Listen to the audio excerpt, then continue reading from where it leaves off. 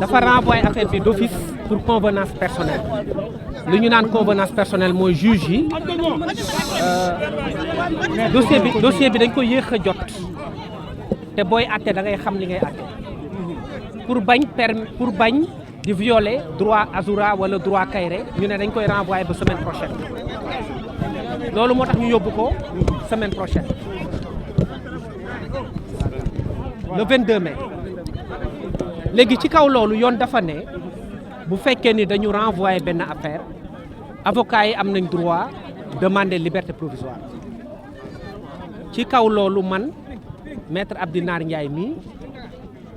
maître Brice Silva mii maître Ciré Clédor Ly ak maître Saïd Larifou ak ñëpp ñu ànd ak ñun ñëw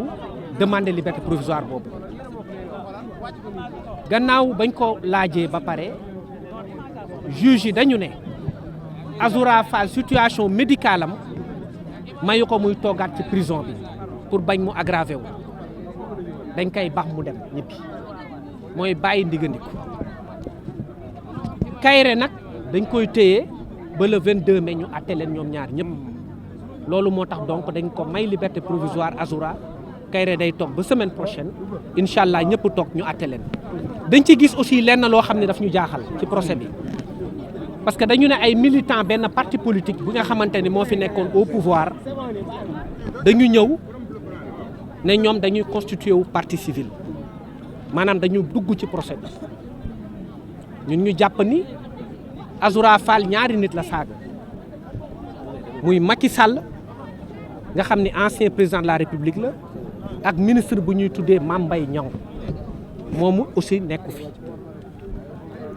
ñële ñëw ne ñoom seen militant lañ dañu saaga seen leader loolu moo tax ñu dugg suñu dossier ñu ne leen nag ñun droit moo ñu fi indi politique indiwuñ fi te tey yoon am na lu ñu jox ci dëgg parce que bu doon politique rek tey Azoura Fall du génn droit rek moo ko fi génn donc looy politique xamal ne bu duggee ci audience rek da koy yàq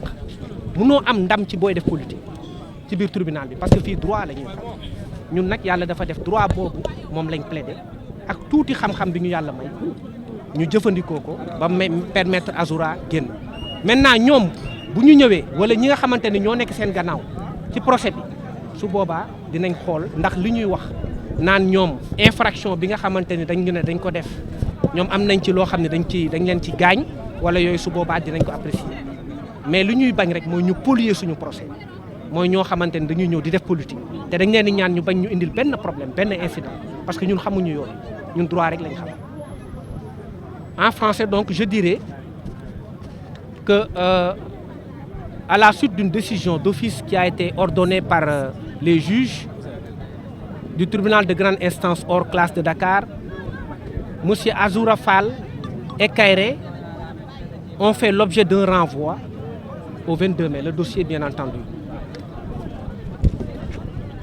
Le renvoi est tiré du motif d'une convenance personnelle qui ne peut pas être étalée sur la place publique. Mais en tout état de cause, les juges ne sont pas encore suffisamment préparés pour juger l'affaire parce qu'ils ont reçu le dossier très tardivement hier. Ça se conçoit bien et ça se comprend. Parce que pour juger des hommes aussi, il faut connaître ce sur quoi porte leur affaire. Donc nous nous en réjouissons. Pour nous, il n'y a pas de problème sur le principe. Maintenant, le renvoi ayant été ordonné au 22 mai, il nous est loisible, conformément à la loi, de demander la liberté provisoire. Et nous-mêmes, Maître Abdinar Ndiaye, ici présent à ma droite, Maître Brice Silva à ma gauche, Maître Ciré Clédor Ly et Maître Larifou Saïd, ainsi que d'autres excellents confrères, ont participé à demander une liberté provisoire de M. Azoura Fall et de M. Kairé. Le tribunal s'étant retiré pendant un temps plus ou moins long, malgré l'opposition du parquet, parce que le parquet s'est opposé à la demande de mise en liberté provisoire. Le tribunal a passé outre et a ordonné la liberté provisoire de M. Azoura Fall, qui avait un dossier médical très parlant, qui avait des produits depuis l'enquête préliminaire. Azoura Fall a été mis en liberté provisoire et Kairé maintenu jusqu'au 22, date à laquelle ils seront tous les deux jugés et feront face à leur juge. Ce qui nous a gênés dans l'affaire, c'est la présence d'un cheveu dans la soupe. Parce que nous ne faisons pas de la politique. Nous faisons du droit. Des militants d'un parti politique se sont incrustés à notre affaire pour dire qu'ils se constituent partie civile. On ne les connaît pas. Ils n'ont pas été victimes d'injures. C'est Macky Sall qui a été destinataire des injures dont on parle. Et M. Mame Mbaye Niang. Et nous allons démontrer que cette constitution de partie civile est irrecevable. Et mieux, elle est même ridicule, parce que ça va polluer le procès. Nous ne tomberons pas dans le piège de la politisation, nous resterons sur le terrain du droit. Parce que ce qui a permis aujourd'hui à Azoura Fall de sortir, c'est le droit, ce n'est pas la politique. Le message qu'on peut retenir de cette affaire, dans l'ensemble, c'est que la justice est devenue impartiale. Quel que soit le bord par lequel on peut se situer, si on transgresse les normes sociales, on doit faire face à la justice. Et soyons prêts à faire face à la justice par quelque bord que ce soit. Si demain, on prend un militant d'un bord, qu'il ne crie pas sur tous les toits, qu'il a été injustement arrêté. Parce que l'exemple a été donné. Le tocsin a été sonné. Azoura Fall qui est parti, qui est membre du parti au pouvoir, ainsi que Kairé ont été emprisonnés et Kairé le sera encore au moins pour une semaine. Donc le message a été compris et je pense que ça a été compris non seulement par le parti au pouvoir, mais par toutes les parties. Et ceux qui décriaient la justice n'ont plus d'arguments. Si on les arrête demain, ils doivent faire face à la justice et de façon digne, sans crier sur tous les toits, quelque injustice que ce soit. Donc c'est le message qu'on peut retenir du procès Azoura Fall et Kairé. ci mobilisation bi féliciter le peuple sénégalais li ma bëgg a leeral rek mooy lenn ñi doon wax naan justice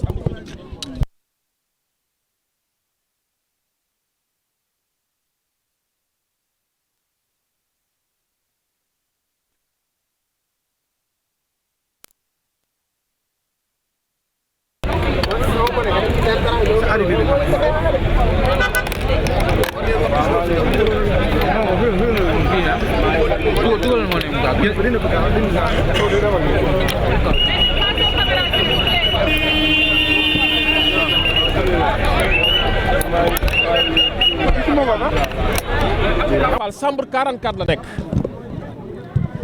El Hadj Ousseynou Diakhaté chambre 14 lañ nekk maanaam ñoom ñaar ñëpp paquetage nañ nekk loolu dafa bëgg dama bëgg ñu leeral ko xam nga dégg ngeen fi ni ñu le président du parti et non le premier ministre le président du parti Pastef dem na rendre que visite parce que en cette qualité la ko rendre visite jamono jooju El Hadj Ousseynou Diakhaté ak ñoom Azoura si paquetage nañ fa naan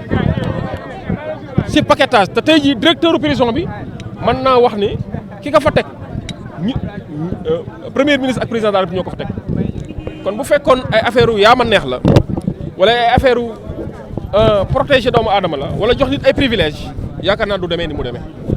kon may dalal xelu nit ñëpp di wax ni amul benn ingérence bu am ci œuvre judiciaire bi ci administration de la justice amul benn interférence bu ci am te du ci mu ci am objectivement le juge yi